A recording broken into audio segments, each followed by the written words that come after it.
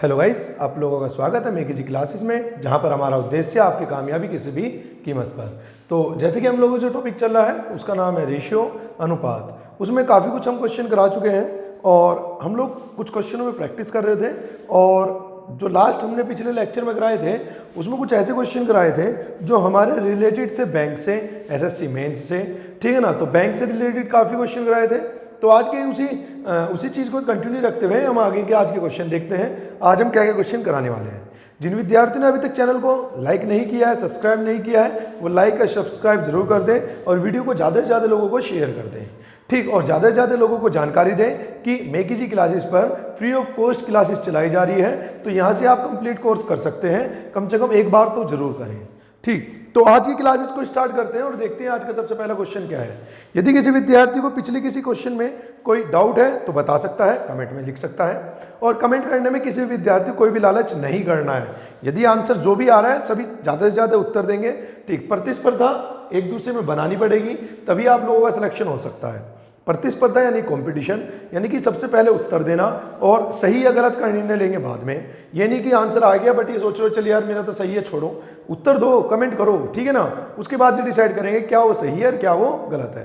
तो आज के क्वेश्चन को सबसे पहले देखते हैं। आज का सबसे पहला क्वेश्चन क्या है, तो स्टार्ट करते हैं पहले क्वेश्चन से। तो सबसे पहला क्वेश्चन क्या है, मैं पढ़ देता हूं।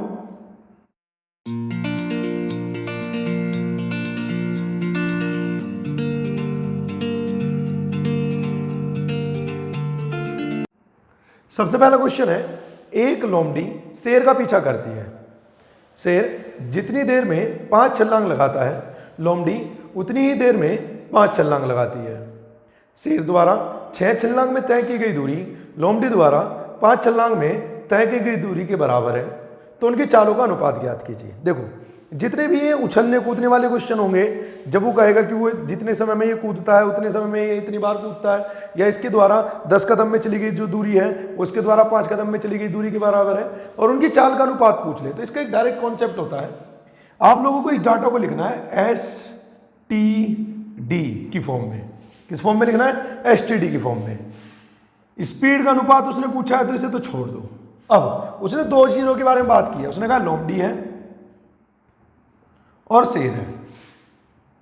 क्वेश्चन के अकॉर्डिंग यही तो कहा है, एक लोमड़ी है एक शेर है। उसने क्या कहा है, एक लोमड़ी शेर का पीछा करती है। शेर जितनी देर में 5 छलांग लगाता है, ठीक। अब यहां पर समय से रिलेटेड जानकारी हम यहां पढ़ लेंगे और डिस्टेंस से रिलेटेड जानकारी यहां पढ़ लेंगे। जैसे उसने कहा है कि शेर जितनी देर में 5 छलांग लगाता है, यानी कि शेर जितने समय में 5 छलांग लगाएगा, तो शेर की समय से रिलेटेड लगने वाली छलांग और उतनी ही देर में लोमड़ी 7 छलांग लगाती है, तो लोमड़ी की उतनी देर में 7 छलांग। समय से रिलेटेड जितने समय में शेर ने 5 छलांग लगाई उतने ही समय में लोमड़ी 7 छलांग लगाती है, ठीक है ना। आगे चलते हैं। उसने कहा शेर द्वारा 6 छलांग में तय की गई दूरी बराबर है 5 छलांग में तय की गई दूरी के। यानी कि अब दूरी की बात होगी कि शेर 6 छलांग में कितनी दूरी चला, ठीक, और उतनी ही दूरी जो लोमड़ी है, लोमड़ी की 5 छलांग में चली गई दूरी है। इतना काम हो गया। अब इसका एक सीधी सी ट्रिक होती है क्रॉस मल्टीप्लाई, यानी कि इसकी तुम ऊपर गुना कर दो और इसकी तुम ऊपर गुना कर दो, ठीक। कंफ्यूजन क्या होता है? कंफ्यूजन ये होता है कि जब हम लंबे समय तक इस तरह क्वेश्चन को नहीं कर रहे होते, जैसे कि ये क्वेश्चन है, जब हम लंबे समय तक इस तरह क्वेश्चन को नहीं कर रहे होते तो कंफ्यूजन ये हो जाता है कि ये तो याद रहता है कि क्रॉस मल्टीप्लाई करनी है, बट ये नहीं याद रहता कि क्रॉस मल्टीप्लाई ऐसे थी या ऐसे थी। तो उसी चीज को याद रखने के लिए मैंने आपको एक सीधा सा कॉन्सेप्ट बता दिया, और वो कॉन्सेप्ट क्या है? वो कॉन्सेप्ट है STD। यानी कि आप देखो, आपसे स्पीड के बारे में पूछा गया और स्पीड कहाँ है? ऊपर की ओर। स्पीड कहाँ है? ऊपर की ओर, ठीक। तो क्योंकि स्पीड जो है वो ऊपर की ओर है, तो तुम्हें जो मल्टीप्लाई करनी है वो भी ऊपर की ओर करनी, क्रॉस, नीचे से ऊपर को, यानी कि इसे ऐसे और इसे ऐसे। तो 7 6 42 और ये हो जाएगा कितना? 5 पंजे 25। क्या ये काटे जा सकते हैं? नहीं। अगर ये काटे नहीं जा सकते तो ये इनका अनुपात हो जाएगा। यानी कि आंसर उसने पूछा क्या है? उसने पूछा है कि उनकी चालों का अनुपात ज्ञात कीजिए। तो पहले उसने क्या किसकी बात कही थी? लोमड़ी की। फिर बात की थी शेर की। तो लोमड़ी और शेर का जो चाल का अनुपात आ जाएगा वो डायरेक्ट आ जाएगा 42:25। क्लियर है? आई होप कि यहां पर किसी को कोई डाउट नहीं होगा। यदि कोई डाउट है तो बताना, और जिसका उत्तर सही आया है, ठीक, जिन्होंने इस क्वेश्चन को किया था और जिनका उत्तर सही आया है वो कमेंट में अपना नाम या यस या सही लिखकर, मतलब सही या मेरा उत्तर सही है ये लिखकर कमेंट जरूर करेंगे। कमेंट सभी विद्यार्थियों को करना है, कमेंट में किसी को भी कोई भी लालच नहीं करना, ठीक है ना। चलिए चलते हैं अगले क्वेश्चन की ओर, और अगला क्वेश्चन आप सभी के लिए है जिसे आप खुद ही करेंगे। तो इसे मैं हटा देता हूं, स्क्रीनशॉट आप साथ के साथ लेते रहना मेरे कहने के पहले ही, ठीक है ना। क्वेश्चन क्या है अगला, पढ़ देता हूं। चलिए, एक कुत्ता जितनी देर में 8 छलांग लगाता है उतनी ही देर में एक शेर 12 छलांग लगाता है, तथा जितनी देर में शेर 12 छलांग लगाता है उतनी ही देर में एक लोमड़ी 15 छलांग लगाती है। कुत्ते द्वारा 8 छलांग में तय की गई दूरी शेर द्वारा 16 छलांग में तय की गई दूरी तथा लोमड़ी द्वारा 24 छलांग में तय की गई दूरी के बराबर है। उनकी चाल का अनुपात ज्ञात कीजिए। देखो, अब तक यदि किसी ने ये चाल वाले क्वेश्चन यदि करे होंगे तो अब तक केवल 2 ही जानवर पे किए होंगे, जैसे कि इससे पिछला क्वेश्चन कराया। लेकिन बैंक के दृष्टिकोण से या एसएससी मेंस के दृष्टिकोण से ये वाला क्वेश्चन जिसमें 2 से ज्यादा की चाल के बारे में पूछ ले, ये बहुत इंपॉर्टेंट है, ठीक। तो स्पेशल है बैंक, स्पेशल है एसएससी मेंस वालों के लिए। और बैंक में जो ज्यादातर क्वेश्चन बनते हैं वो टाइम एंड वर्क और टाइम एंड डिस्टेंस से बनते हैं, और इस क्वेश्चन को मैं टाइम एंड डिस्टेंस की कैटेगरी में रखना चाहता हूँ, ठीक, क्योंकि ये क्वेश्चन टाइम एंड डिस्टेंस में भी आ जाता है और रेशियो में भी आ जाता है। क्लियर है? तो फटाफट इसका उत्तर देंगे, कमेंट करेंगे, देखते हैं किस किस का उत्तर सही आ रहा है, ठीक है ना। तेजी से सभी विद्यार्थी इसका उत्तर देंगे, तेजी से सभी विद्यार्थी उत्तर देंगे। चलिए देखते हैं क्वेश्चन। उसने कहा है, देखो सीधा से वही, अभी भी वही कॉन्सेप्ट है। जब कूदने फांदने वाला क्वेश्चन आ जाए, कदम वाला क्वेश्चन आ जाए और आपसे चाल पूछ ले, तो आपको इसी सीक्वेंस में लिखना है STD। उसने कौन कौन से जानवर की बात की, उसमें एक तो है कुत्ता, एक है शेर, एक है लोमड़ी। इसी सीक्वेंस में उसने कहा है, ठीक, एक तो है कुत्ता, एक है शेर और एक है लोमड़ी। अब देखते हैं, स्पीड तो पूछी है तो यहां पर कोई डाटा नहीं लिखा जाएगा। अब चलते हैं समय के बारे में। उसने कहा है जितनी देर में कुत्ता 8 छलांग लगाता है, समय से रिलेटेड, जितनी देर में कुत्ता 8 छलांग लगाता है उतनी देर में शेर 12 छलांग लगाता है, उतनी देर में शेर 12 छलांग लगाता है, तथा जितनी देर में शेर 12 छलांग लगाता है उतनी देर में एक लोमड़ी 15 छलांग लगाती है। समय से रिलेटेड छलांग लिख दी, अब दूरी से रिलेटेड छलांग लिख लेते हैं। उसने कहा है कुत्ते द्वारा 8 छलांग में तय की गई दूरी, यानी कुत्ते के द्वारा 8 छलांग में जो दूरी चली गई वह शेर के द्वारा 16 छलांग में तय की गई दूरी तथा लोमड़ी के द्वारा 24 छलांग में तय की गई दूरी के बराबर है। यानी कि समय की बात करें, जितनी देर में, मतलब जितनी देर में कुत्ता 8 बार कूदता है उतनी देर में शेर 12 बार और उतनी ही देर में लोमड़ी 15 बार कूदती है, ठीक है ना। जितनी दूरी कुत्ता 8 छलांग में चलता है उतनी दूरी शेर 16 छलांग में और उतनी ही दूरी जो है लोमड़ी 24 छलांग में चलती है। क्लियर है? चलिए, अब इस क्वेश्चन को डायरेक्ट नहीं कर सकते, तो करना क्या होगा, पहले आपको 2-2 का पेयर बनाना पड़ेगा। पहले मैं कुत्ते शेर का बना रहा हूं और दूसरा पेयर बना रहा हूं मैं शेर और लोमड़ी का। तो पहले कुत्ते और शेर की चाल का अनुपात निकाल लेते हैं। तो कुत्ते और शेर की चाल का अनुपात, इसकी गुना करूंगा 16 गुना 8 अनुपात, इसकी गुना करूंगा 8 गुना 12। बताया था ना कि ऊपर को वज्र गुना कर देनी है, ठीक। तो ये कट जाएगा, इससे 4 से कट जाएगा 4, 4 से कट जाएगा 3, यानी कि कुत्ते और शेर की गति का अनुपात आ गया 4:3, जैसे कि क्वेश्चन में कहा गया। इसके बाद दूसरा निकाल लेते हैं शेर और लोमड़ी, ठीक। तो इसकी क्रॉस मल्टीप्लाई सेम वही, तो ये हो जाएगा 24 गुना 12 और इसकी तिरछी वैसी गुना, तो ये हो जाएगा 16 गुना 15।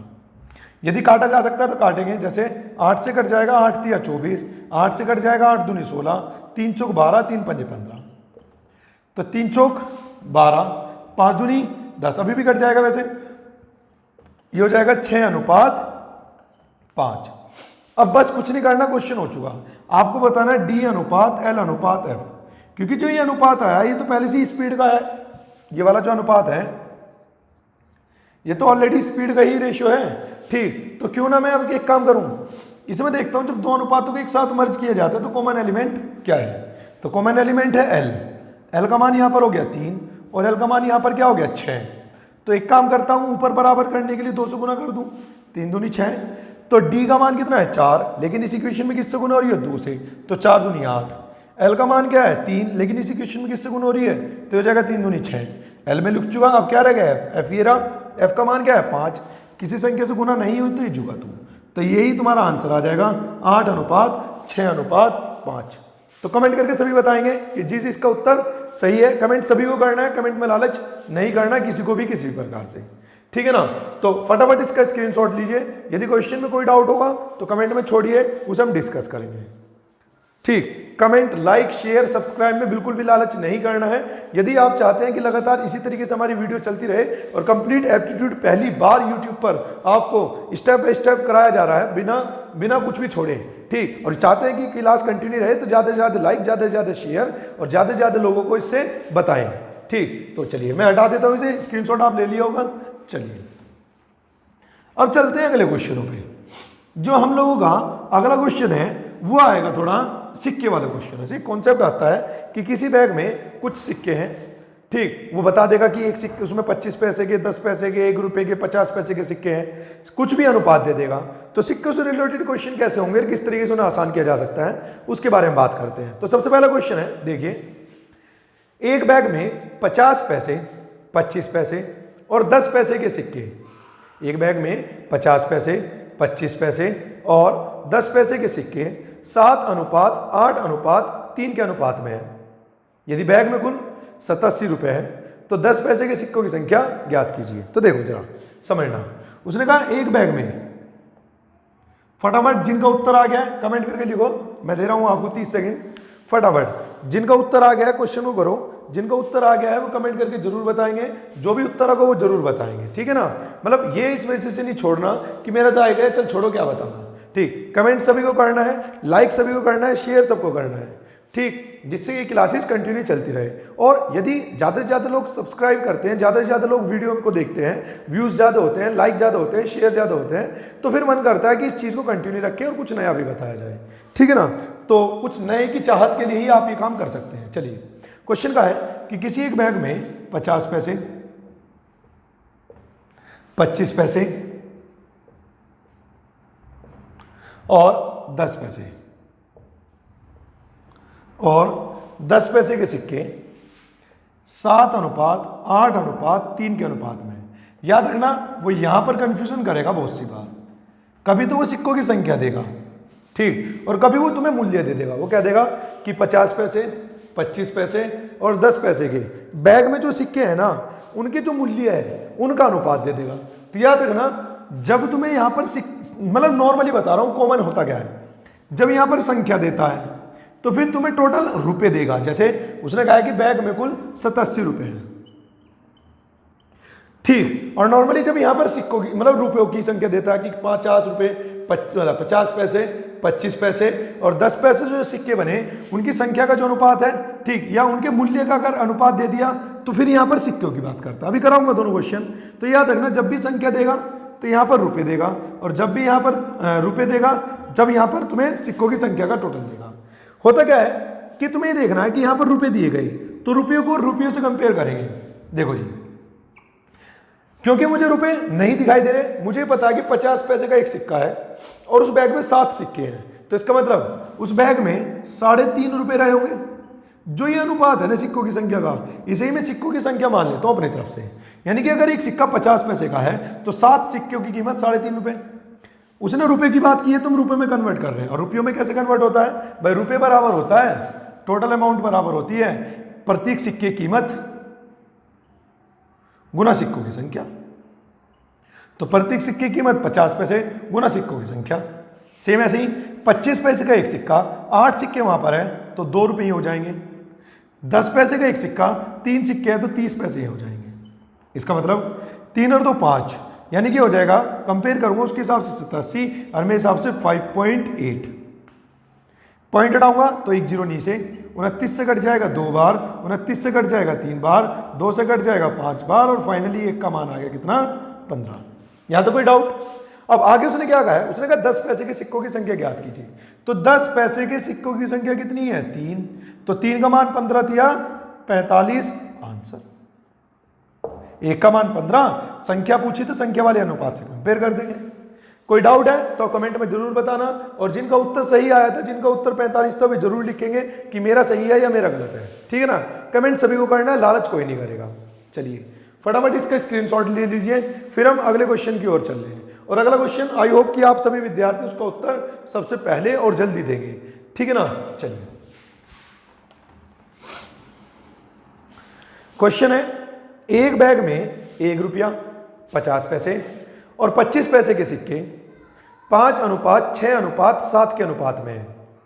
यदि बैग में कुल 390 रुपये है तो प्रत्येक प्रकार के कुल सिक्कों की संख्या ज्ञात कीजिए। सिंपल है, जैसा कि अभी कराया था सेम वही। उसने कहा है कि एक बैग में 1 रुपया 50 पैसे और 25 पैसे के सिक्के हैं, जिनकी संख्या का अनुपात 5:6:7 है। ठीक, उसने कह दिया बैग में कुल 390 रुपए है। अब देखो टोटल रुपए का फॉर्मूला बताया था ना कि टोटल रुपीज बराबर होता है प्रत्येक सिक्के की कीमत गुना सिक्कों की संख्या। तो हमें रुपए में बदलना है, तो प्रत्येक सिक्के की कीमत कितनी है? 1 रुपया। सिक्के कितने हैं? 5, तो ये हो गए 5 रुपए। 50 पैसे वाले यदि 6 सिक्के हैं तो ये हो गए 3 रुपए, और 25 पैसे वाले यदि 7 सिक्के हैं तो ये हो जाएगा 1.75। 25 दिया 75 और रुपये में कन्वर्ट करेंगे तो 100 से कर दिया भाग। उसके हिसाब से 390 है, मेरे हिसाब से 5 और 3 8, 8 और 1 9, यानी कि 9.75। क्लियर है? 5 और 3 8, 8 और 1 9 और 0.75। पॉइंट हटाऊंगा तो 2 जीरो, यानी 25 से काटता हूं। 25 से यदि इसमें काटूंगा तो कट जाएगा 25 दिया 75।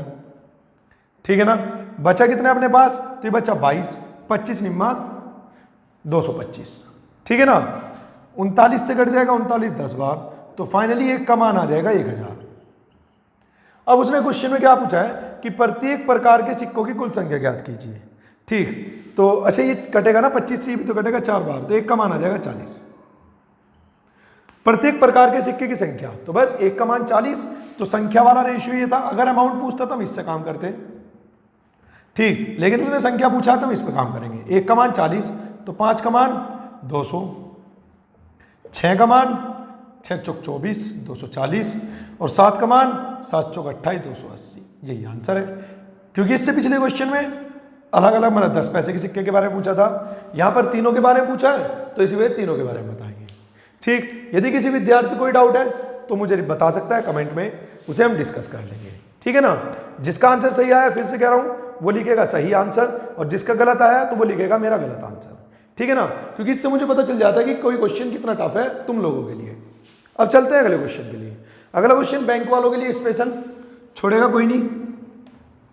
जो अगला क्वेश्चन है वो बैंक स्पेशल क्वेश्चन है।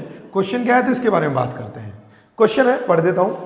एक बैग में 25 पैसे, एक बैग में 50 पैसे, 25 पैसे तथा 10 पैसे के सिक्कों की संख्या 3 क्रमागत विषम अभाज्य संख्या के बढ़ते क्रम के अनुपात में है। फिर से रिपीट कर रहा हूं, क्या लिखा हुआ है? एक बैग में 50 पैसे, 25 पैसे, 10 पैसे के सिक्कों की संख्या 3 क्रमागत विषम अभाज्य संख्या के बढ़ते क्रम के अनुपात में है। बैग में कुल 552 रुपए हैं। यदि 50 पैसे, 25 पैसे और 10 पैसे के सिक्कों की संख्या पलट दी जाए तो बैग में कुल कितने रुपए हो जाएंगे? ठीक, तो बहुत इंपॉर्टेंट क्वेश्चन है बैंक वालों के लिए।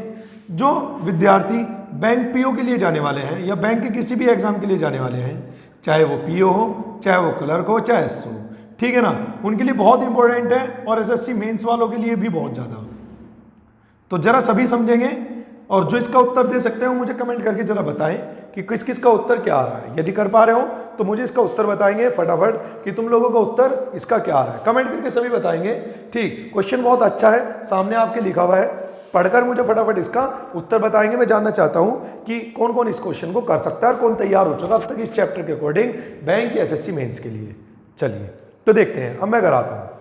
उसने कहा है कि एक बैग में 50 पैसे, 25 पैसे तथा 10 पैसे की सिक्के। उसने कह दिया कि किसी एक बैग में 50 पैसे, 25 पैसे तथा 10 पैसे के सिक्के हैं। ठीक, लेकिन इस बार क्या हुआ, अब से पहले पिछले क्वेश्चन में वो क्या कर रहा था, वो तुम्हें सिक्कों की संख्या का अनुपात अपने पास से ही दे रहा था, लेकिन इस बार इसने ट्विस्ट कर दिया। क्या कर दिया कि जो सिक्कों की संख्या है ना उसका अनुपात अपने पास से नहीं दिया, उसने एक थ्योरी दे दी। उसने क्या दिया, सिक्कों की संख्या 3 क्रमागत विषम अभाज्य संख्या में है और वो भी बढ़ते क्रम में।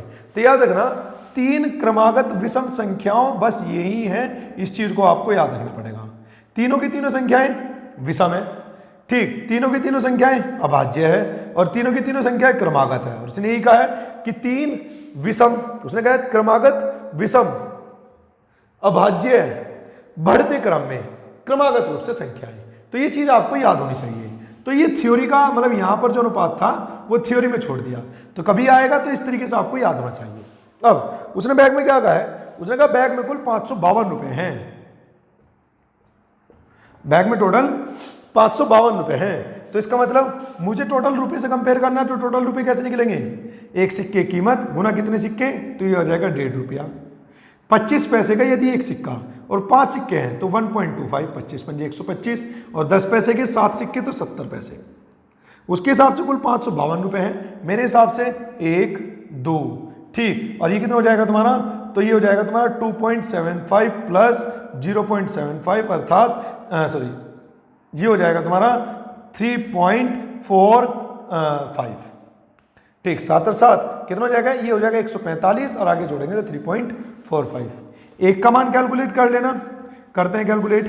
पॉइंट हटाऊंगा तो पॉइंट हटा के 2 जीरो नीचे और ये कट जाएगा तुम्हारा 3 से, तो इसे मैं पहले 3 से काट देता हूँ। 3 ही कम 3 और 3 ही कम 3 और 3 पंजे 15, 3 से काट रहा हूँ, 3 ही कम 3, 3 अटे 24, 3 चौक 12, ठीक है ना। अभी भी कट जाएगा 5 से, तो 5 से काट रहा हूँ तो 5 से कट जाएगा 23 बार और 5 से काट रहा हूँ तो ये कट जाएगा 22 बार। 23 से काटूंगा तो 23 से कट जाएगा तुम्हारा 8 बार, हाँ 23 से कट जाएगा 8 बार, भाई 8 दूनी 16, 8 तिया 24, तो 8 बार कट गया।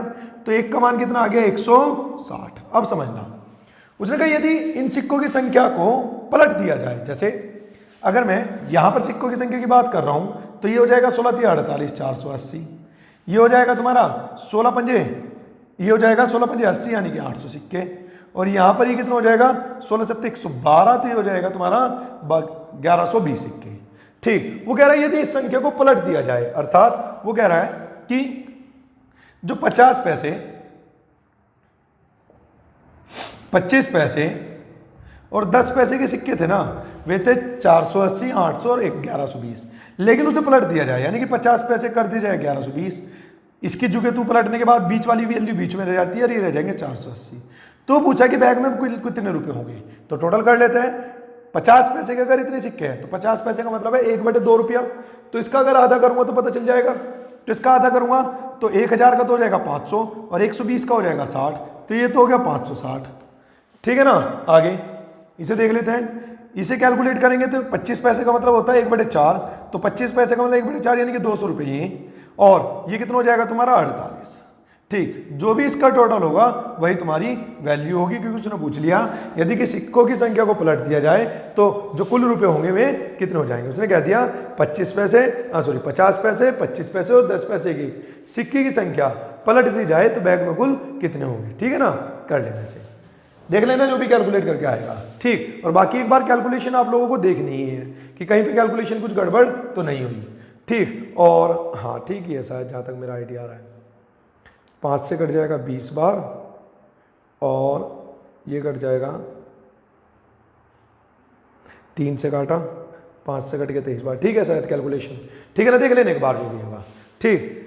चलिए, तो यदि किसी विद्यार्थी को कोई डाउट है तो कमेंट में छोड़ सकता है, इसके बाद फिर हम अगले क्वेश्चन की ओर मूव कर देंगे, ठीक है ना। चलिए तो देखते हैं अगला क्वेश्चन क्या है। अगला क्वेश्चन है हमारा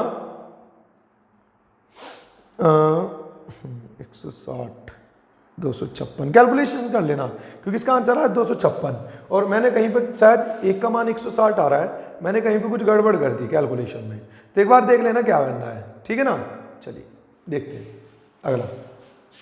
अब मुझे समझ नहीं आएगा ना कैलकुलेशन क्या है, आप लोग देखेंगे तो पता चल जाएगा। इस क्वेश्चन को हटा रहा हूं, अगले क्वेश्चन पे चलते हैं। कॉन्सेप्ट ठीक था, कैलकुलेशन शायद कहीं गलत हो सकती है या उसने जो उत्तर दिया वो गलत हो सकता है, तो एक बार कैलकुलेशन देख लेना, कैलकुलेशन मिस्टेक है तो देख लेना, अदरवाइज अगर कैलकुलेशन भी ठीक है तो मेथड तो पक्का ठीक है ही, वो तो मैंने कराया ही आपको, ठीक, चलिए अगला क्वेश्चन देखते हैं। उसने कहा है ए, बी और सी के पास कुछ सिक्के हैं।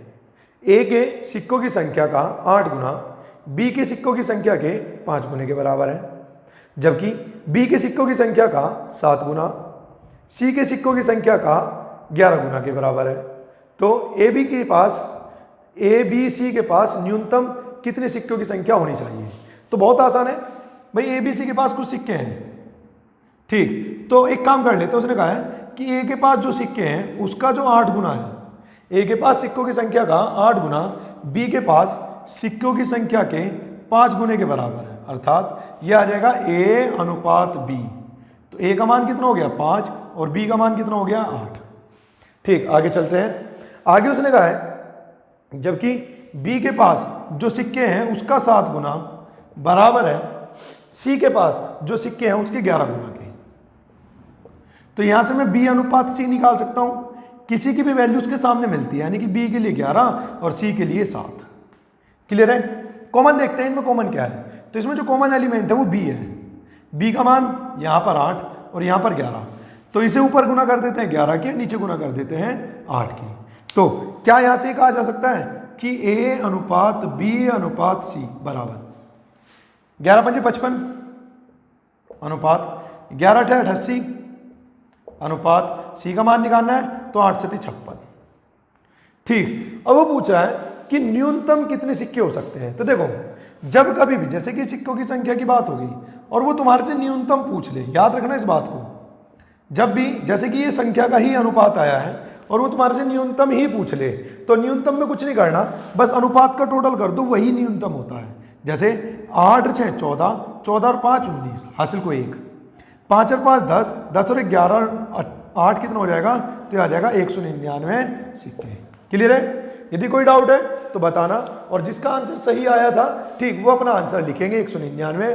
कमेंट सभी को करना है, वीडियो का फीडबैक सभी को देना है। ठीक, क्या तुम इसमें बदलाव चाहते हो और क्या चीज़ें आपको अच्छी लगी, वे सब चीज़ें आप बताओगे जिससे इन फ्यूचर हम चीज़ों को सुधार सकें। ठीक है ना? चलिए, तो फटाफट इसे मैं हटा देता हूँ, स्क्रीनशॉट आप ले सकते हैं। चलिए, यदि आपको लगता है कि क्वेश्चन करने का टाइम नहीं मिल रहा है तो जैसे ही क्वेश्चन आपके सामने आता है आप तभी वीडियो को एकदम पॉज कीजिए, क्वेश्चन को प्रॉपर तरीके से पढ़िए, अपने पास सॉल्व कीजिए, कमेंट कीजिए, देन वीडियो कंटिन्यू कीजिए। ठीक, तो आपको टाइम भी मिल जाएगा और वीडियो जल्दी भी हो जाएगी। ठीक है ना? चलिए, अब चलते हैं अगले क्वेश्चन की ओर। अगला क्वेश्चन क्या है? बहुत ही आसान क्वेश्चन है और बहुत ही बेहतरीन क्वेश्चन है, 1 नंबर का। देखिए, उसने कहा है 2 जेब ए और बी है। जेब ए में 1 रुपया 50 पैसे तथा 25 पैसे के सिक्के 2:3:5 के अनुपात में है, तथा जेब बी में 50 पैसे 25 पैसे तथा 10 पैसे के सिक्के 3:8 के अनुपात में है। जब जेब ए तथा जेब बी में राशि 5:4 के अनुपात में है तो x का मान ज्ञात कीजिए। तो देखो, उसने कह दिया जेब ए में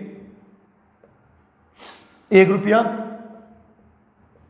50 पैसे और 25 पैसे के सिक्के 2:3:4 के अनुपात में है। उसने बात किसकी की है? रुपयों की। तो हम इन्हें अभी से ही रुपयों में बदल लेते हैं, जैसे या भी ऐसे लिख देते हैं, नीचे एक साथ बदल देंगे। जेब बी में उसने क्या कहा है? उसने कहा है जेब बी में 50 पैसे 25 पैसे और 10 पैसे। बैंक वालों के लिए बहुत इंपॉर्टेंट है क्वेश्चन, और एसएससी मेंस वालों के लिए। 50 पैसे 25 पैसे और 10 पैसे के सिक्के 3:x:8 के अनुपात में है। ठीक, 3:x:8 के अनुपात में है। तो वो कह रहा है, उसने कहा है जेब ए तथा जेब बी के जो रुपए हैं उनकी जो अनुपात है वो 5:4 है। तो एक बार देख लेते हैं जेब ए में कुल कितने रुपए हैं, क्योंकि तो सिक्कों की संख्या है और कुल रुपए बराबर क्या होता है? एक सिक्के की कीमत गुना कितने सिक्के, एक सिक्के की कीमत गुना कितने सिक्के, एक सिक्के की कीमत गुना कितने सिक्के। ठीक, तो ये हो जाएगा तुम्हारा 1 रुपया। यहां तक हो गया। अगर मैं टोटल रुपए की बात करता हूँ तो यहाँ पे टोटल हो जाएगा तुम्हारा 3 और 1 4 4.5, ठीक है ना। यहाँ पर टोटल रुपए की बात करते हैं तो यहाँ पर टोटल रुपए हो जाएंगे 1.50, ठीक। और इसे मैं 25 पैसे को 1/4 रुपये लिख रहा हूँ, तो इसे मैं लिख रहा हूँ x/4 रुपये, और ये हो जाएगा तुम्हारा 80 पैसे 0.80।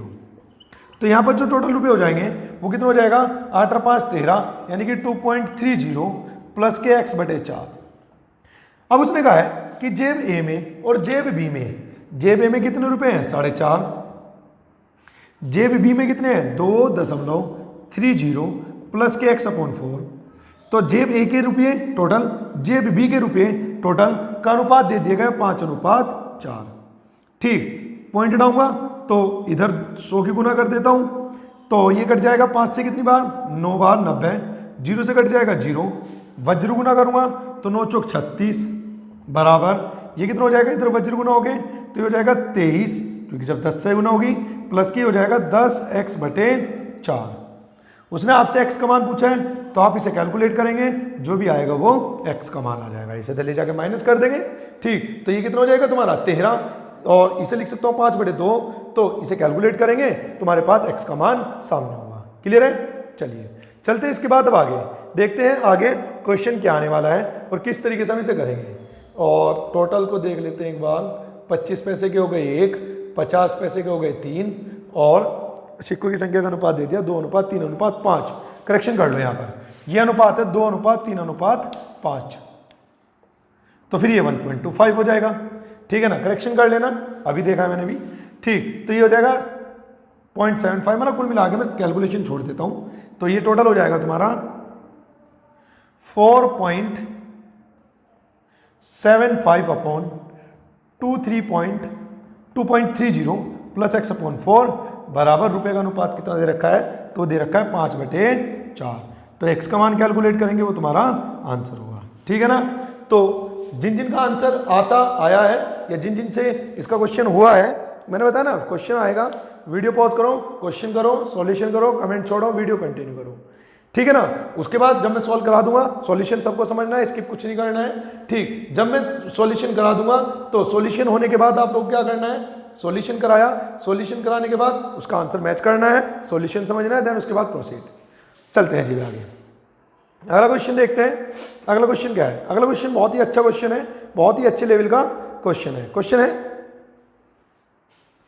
उसने कहा है, काफी बार आ चुका वैसे तो ये क्वेश्चन, ठीक, और कॉमन क्वेश्चन भी है, मतलब काफी बार आ चुका, तो ये क्वेश्चन शायद अब पेपर में, मतलब बैंक में या एसएससी में तो ना आए, लेकिन उससे छोटे पेपर जैसे यूपीएसआई हो गया, कांस्टेबल हो गया, या एनटीपीसी हो गया, ग्रुप डी हो गया, इनमें शायद तुम्हें मिल सकता है, लेकिन एसएससी सीजीएल और मेंस में तो खासकर तौर से बैंक में तो कभी भी नहीं मिलेगा। क्वेश्चन क्या है, तो क्वेश्चन पढ़ देता हूँ। क्वेश्चन है, एक चिड़ियाघर में कुछ खरगोश तथा कबूतर है, उनके सिरों को गिनने पर सिरों की कुल संख्या 340 है, तथा पैरों को गिनने पर पैरों की संख्या कितना लिखा हुआ है, पैरों को गिनने पर पैरों की संख्या, गड़बड़ हो गई, हाँ, पैरों की संख्या 1060 है, हाँ ये लिखा, ठीक। पैरों की संख्या कितनी है, 1060 है। कबूतरों की संख्या ज्ञात कीजिए, ठीक है ना। तो देखो सभी कर सकते हैं इस क्वेश्चन को, बहुत सारी ट्रिक भी है इसकी, तो पहले बेसिक से समझा देता हूं, फिर ट्रिक से समझा दूंगा। देखो, किसी चिड़ियाघर में कुछ खरगोश हैं, कुछ कबूतर हैं, ठीक। उसने कहा है यदि उनके सिर को गिना जाए तो उनके जो सिर हैं उनकी संख्या 340 है। इसका मतलब चाहे वो कबूतर हो चाहे वो खरगोश हो, ठीक, उनके सिर की संख्या 340 है, तो इसका मतलब खरगोश और कबूतर की टोटल की संख्या भी 340 है। तो अब ये देखते हैं कि उसने क्या पूछा है, उसने पूछा कबूतर की संख्या, तो जिसके बारे में पूछता है उसे ये हम x मान लेते हैं। मान लिया कि कबूतर x है, तो खरगोश हो जाएंगे 340 माइनस x। भले ही मैं बेसिक से करा रहा हूं, लेकिन बेसिक आपको देखना है, देखो कितनी जल्दी हो जाएगा।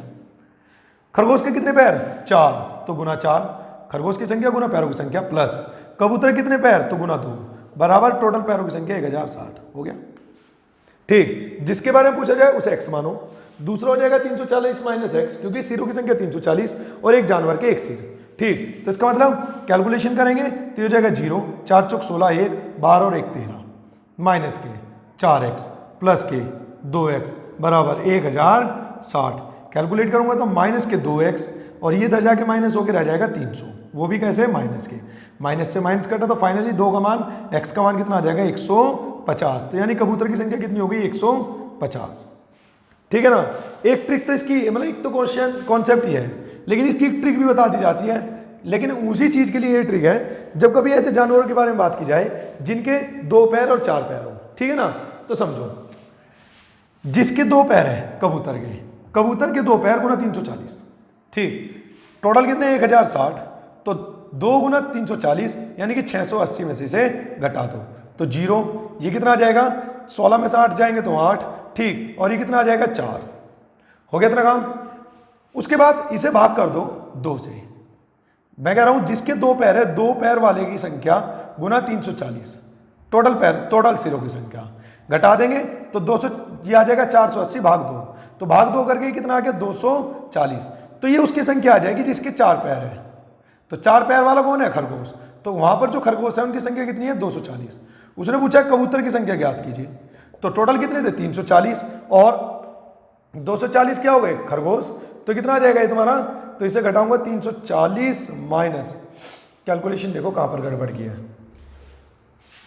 0, ये आ जाएगा तुम्हारा 380 होते ही ये तुम्हारा हो जाएगा 150 और 30 180 और ये हो जाएगा 180, ठीक, 100, ये हो जाएगा 1 और ये हो जाएगा 9, 190, ठीक। 4 पैर वालों की संख्या होगी 190, टोटल जानवर थे 340 क्योंकि कबूतर पूछे हैं तो माइनस 190, तो ये कितना आ जाएगा 150, ठीक है ना। चलिए आई होप कि दोनों मेथड आपको समझ में आए होंगे और जिसका उत्तर सही था वो अपना कमेंट जरूर छोड़ेगा, जिसका गलत था वो बताएगा कि गलत था। इससे मुझे ये पता चल जाता है कि क्वेश्चन का जो लेवल था वो आप लोगों के लिए कैसा था, क्योंकि मेरे लिए नॉर्मल हो सकता है, आपके लिए टफ, आपके लिए आसान हो सकता है, मेरे लिए टफ, ठीक है। तो मुझे जज करना है कि जो क्वेश्चन मैं आपको करा रहा हूँ वो आपके लिए किस लेवल के हैं। तो जिन जिन का आंसर आ रहा है वो जरूर का आंसर के बारे में बताएंगे। चलते इसके बाद अगले क्वेश्चन की ओर, ठीक। ये भी काफी इंपॉर्टेंट क्वेश्चन है, ठीक, हल्के फुल्के पेपरों में ही मिल जाता है क्वेश्चन, काफी क्या लगभग हर बार ये क्वेश्चन मिल जाता है, तो इसे स्टार मार्क भी कर सकते हैं, ठीक। क्वेश्चन क्या है, क्वेश्चन है श्रीमती ग्री ने 1 दर्जन चूड़ियां खरीदी। एक दिन वह सीढ़ियों से फिसल कर गिर गई। ज्ञात कीजिए इनमें से कौन सा एक ऐसा अनुपात है जो टूटने वाली और न टूटने वाली चूड़ियों के अनुपात को बताएगा। तो अनुपात की जरूरत पड़ेगी। उसके बाद जो टोटल चूड़ी थी वह थी 1 दर्जन यानी कि 12 चूड़ी, ठीक है ना। उसके बाद जो चूड़ियां थी वो कितनी थी 1 दर्जन यानी कि उसके पास थी टोटल 12 चूड़ियां। पहला अनुपात दे दिया 1:2, दूसरा अनुपात दे दिया 1:3, तीसरा अनुपात दे दिया 2:3 और चौथा अनुपात दे दिया 1:3। दोबारा से दे दिया तो दोबारा से नहीं लिखते, छोड़ो। देखो उसने पूछा है कि निम्न में से कौन सा अनुपात नहीं हो सकता। देखो मान लो किसी व्यक्ति के पास 12 चूड़ी है, अगर मैं चूड़ी गिर रहा हूं, ठीक, तो या तो वे टूटेंगी या नहीं टूटेंगी। तो यानी कि यदि टूटने वालों की संख्या होगी तो वे कंप्लीट वैल्यू में होगी। ऐसा नहीं 4.5 चूड़ियां टूटी, तो जब 4.5 का मतलब है कि जो 5वीं चूड़ी थी वो आधी टूटी, तो फिर वो टूटी ना। तो जो चूड़ियों की संख्या होती है, कांच की संख्या होती है, वो या तो टूटी हुई होगी या बिना टूटी हुई होगी, यानी कंप्लीट वैल्यू में आपका उत्तर होने वाला है। इसका मतलब ऐसी वैल्यू चाहिए टोटल का, ऐसी वैल्यू जो इसे कंप्लीट काट दे दे।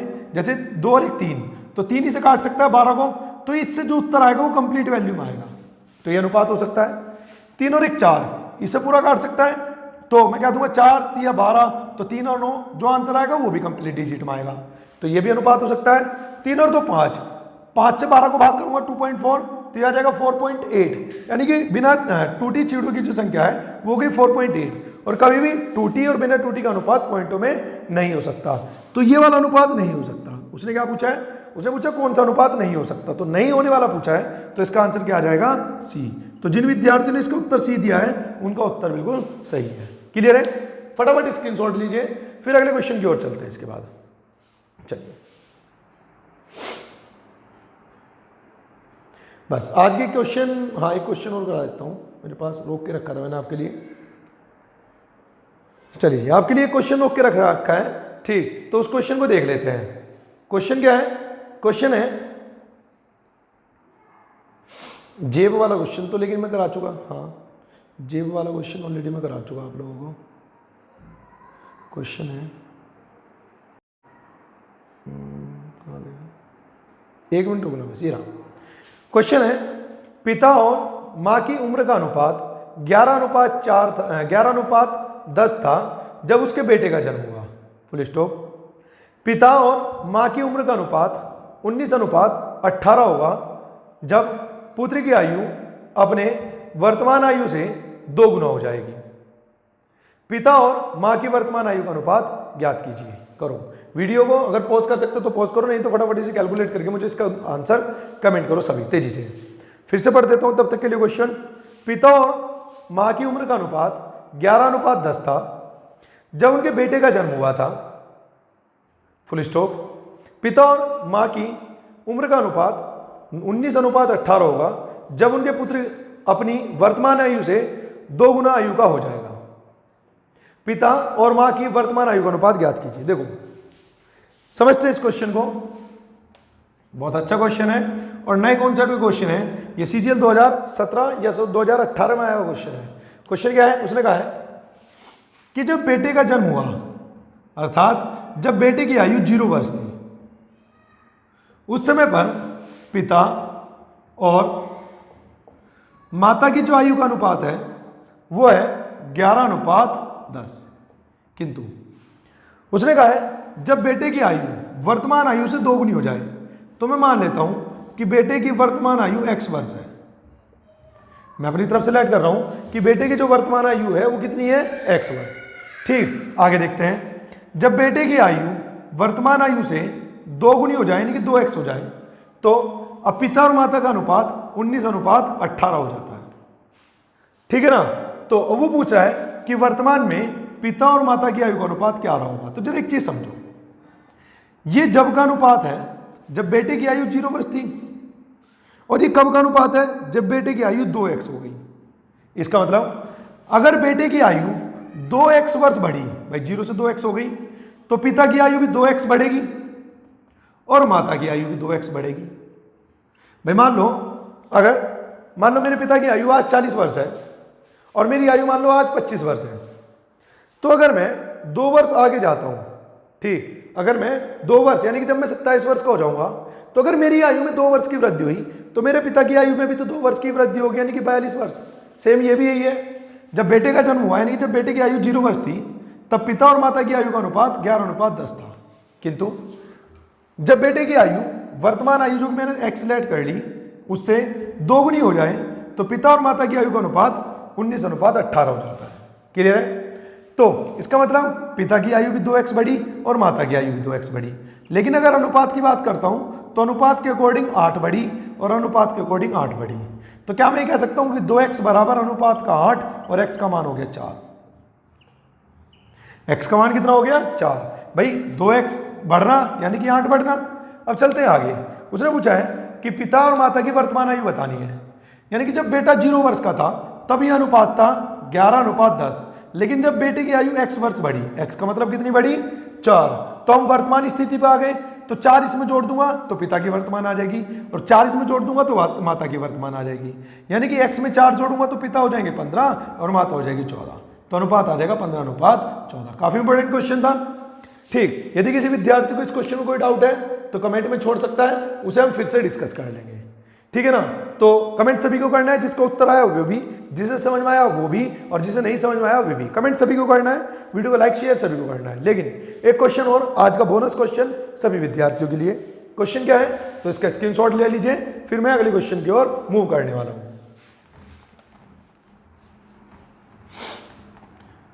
क्वेश्चन क्या है तो देखते हैं। क्वेश्चन है एक इंजन बिना किसी डिब्बे के 20/3 मीटर की चाल से चलता है। ट्रेन की गति में कमी इंजन से जुड़े डिब्बों की संख्या के वर्गमूल के अनुक्रमानुपाती है। अनुक्रमानुपाती का मतलब होता है समानुपाती, यानी कि प्रोपोर्शनल। यदि केवल 4 डिब्बे से जुड़ता है तो इसकी चाल 50/9 मीटर प्रति सेकंड है। तो ज्ञात कीजिए कि यह अधिकतम कितने डिब्बे खींच सकता है। वो पूछा है कि अधिकतम कितने डिब्बे खींचे जा सकते हैं। तो देखो पहले एक रिलेशन लिख लेते हैं। उसने कहा है एक डिब्बा बिना इंजन के, मतलब एक इंजन बिना डिब्बे के, यानी कोई एक इंजन है उसमें एक भी डिब्बा नहीं है, तो कोई एक इंजन बिना डिब्बे के 20/3, बहुत आसान है समझना सभी, बैंक के लिए बहुत इंपॉर्टेंट, एसएससी के लिए उससे भी ज्यादा इंपॉर्टेंट, बिना डिब्बे के 20/3 मीटर प्रति सेकंड की गति से चल सकता है। ठीक, उसने कहा ट्रेन में होने वाली कमी को मैं डिक्रीज लिख देता हूं, डी। ट्रेन में होने वाली कमी उसमें जोड़े गए डिब्बों के वर्ग के अनुक्रमानुपाती है, यानी कि डिब्बों को बोलते हैं वैगन। तो मैं कह दूंगा कि गति में होने वाली जो कमी है, यानी कि जो डी है, वो समानुपाती है डिब्बों की संख्या के वर्गमूल, मतलब वर्गमूल के सॉरी। तो वर्गमूल का मतलब होता है अंडर रूट। ठीक, और मैंने कल भी बताया था कि जब भी हम ये समानुपाती का निशान हटाएंगे तभी बराबर के का हम यूज करेंगे। तो एक फॉर्मूला आ गया मेरे पास, अब जरा समझो। उसने कहा यदि इसमें 4 डिब्बे जोड़ दिए जाएं तो इसकी जो गति है वह 50/9, तो इसकी गति 50/9 मीटर प्रति सेकंड हो जाती है। लेकिन हमारे पास जो फॉर्मूला है वो डिब्बों की संख्या और डिक्रीमेंट का है, ना कि उसकी गति है कितनी। तो हमें डिक्रीमेंट देखना पड़ेगा। जब कोई भी डिब्बा नहीं था, ठीक, तो उसकी गति थी 20/3, लेकिन जैसे ही 4 डिब्बे जोड़ दिए गए तो उसकी गति होगी 50/9। तो मैं कह रहा हूं उसकी गति में कितनी कमी हुई। तो प्रारंभिक गति में से यदि अब की गति घटा देता हूं, एलसीएम कितना आ जाएगा 9, तो ये कितना हो जाएगा 60 और ये कितना आ जाएगा 50। तो यानी कि उसकी गति में जो कमी है वो 10/9 मीटर प्रति सेकंड की है कमी, यानी कि डी। तो मेरे पास डी का मान भी आ गया, मेरे पास डब्ल्यू का मान भी आ गया, क्योंकि 4 डिब्बे जोड़ने पर उसमें जो कमी हुई है वो 10/9 मीटर प्रति सेकंड की हुई है। तो यहाँ पर डी और डब्ल्यू रखकर मैं के का मान निकालने वाला हूं। डी का मान कितना है, तो डी का मान है 10/9 बराबर के। डब्ल्यू का मान कितना हो जाएगा, तो डब्ल्यू वैगन कितना हो जाएगा 4, तो ये हो जाएगा तुम्हारा के, ये हो जाएगा तुम्हारा 2 से कट जाएगा 5 बार, तो ये कितना आ जाएगा, के का मान आ जाएगा 5/9। वो कह रहा है कि डिब्बे में, मतलब इंजन में अधिकतम कितने डिब्बे जोड़े जा सकते हैं। ठीक, वो कह रहा है कि इंजन में अधिकतम कितने डिब्बे जोड़े जा सकते हैं, कि मतलब अधिकतम कितने जोड़े जा सकते हैं कि डिब्बा जो है चले, खींच सके। तो मैं कह रहा हूं सबसे पहले देख लेता हूं कि कितने डिब्बे जोड़ूं कि उसकी गति शून्य हो जाए, खत्म हो जाए। ठीक, तो इसका मतलब मैं जो डिक्रीमेंट करना चाह रहा हूं, बिना डिब्बे के जो उसकी गति थी वो 20/3 थी, मैं कह रहा हूं इसकी गति 0 हो जाए। मैं खींचने की बात नहीं कर रहा, भले ही उसने खींचने की बात की हो, मैं चाहता हूं कि इसकी गति 0 हो जाए। तो इसमें कितने डिब्बे लगाए जाएं कि जिससे इसकी गति कितनी हो जाए, 0। तो मतलब 20/3 से अगर मुझे इसकी गति 0 करनी है तो 20/3 का डिक्रीमेंट करना पड़ेगा। तो डिक्रीमेंट 20/3, के का मान 5/9 और अंडर रूट डिब्बों की संख्या। 3 से कट जाएगा 3 बार, 5 से कट जाएगा 4 बार, तो यानी कि अंडर रूट डब्ल्यू का मान कितना हो जाएगा, ये हो जाएगा 12। तो डिब्बों की अधिकतम संख्या आ जाएगी 144। इसका मतलब है मैंने उसकी गति कितनी करी, 0, यानी कि यदि मुझे उसकी गति 0 करनी है तो मुझे उसमें 144 डिब्बे लगाने पड़ेंगे। इसका मतलब जैसे ही मैं उसमें 144वां डिब्बा लगाऊंगा तो उसकी गति शून्य हो जाएगी। तो उसने कहा है कि वो कह रहा है कि अधिकतम कितने डिब्बे लगाए जा सके कि वो इंजन खींच सके, चाहे वो चींटी की चाल खींचे, ठीक, लेकिन खींचे। तो इसका मतलब 144वें डिब्बे पर उसकी गति 0 हो जाएगी। इसका मतलब अगर 143 डिब्बे होंगे तो वो कहीं ना कहीं खींचेगा, क्योंकि 0 गति होना यानी बिल्कुल पूर्ण रूप से झुक जाने का मतलब है कि 144 डिब्बे होने। तो 144 पे 0, लेकिन किसी भी गति से, चाहे चींटी की चाल से वो खींचे डिब्बों को, तो उसके लिए डिब्बों की संख्या कितनी होनी चाहिए, 143 डिब्बे। ठीक आंसर, ठीक है ना। तो ये आज का बोनस क्वेश्चन था। तो जिन विद्यार्थियों को यदि किसी क्वेश्चन में कोई डाउट है तो मुझे कमेंट में जरूर छोड़ सकता है। वीडियो को लाइक शेयर सब्सक्राइब सभी को करना है। आज हमारा जो चैप्टर चल रहा था रेशियो, वो आज हमारा कंप्लीट हो गया है। कल से हम एक नए चैप्टर के बारे में बात करेंगे, उसे हम कल को ही देखेंगे क्या हमारा नया चैप्टर रहने वाला है। वैसे मैं बता देता हूं कि कल को जो हमारा नया चैप्टर रहेगा वो रहेगा स्पीड टाइम डिस्टेंस, ठीक है ना। कल का जो हमारा नया चैप्टर रहेगा वो रहेगा स्पीड टाइम डिस्टेंस, ठीक है। तो आज की क्लास से आप स्क्रीनशॉट लीजिए फटाफट, और आज की क्लास से हम अलविदा करते हैं, मिलते हैं फिर कल को। कमेंट सभी को करना है, सभी विद्यार्थियों को, लाइक सभी को करना है और शेयर भी सभी को करना है, ठीक। ठीक, तो चलिए आज की क्लास कहीं पे समाप्त करते हैं। चाहता हूं अलविदा, मिलेंगे कल को नए लेक्चर में नए टॉपिक टाइम एंड डिस्टेंस के साथ। तब तक के लिए ta ta bye bye, take care.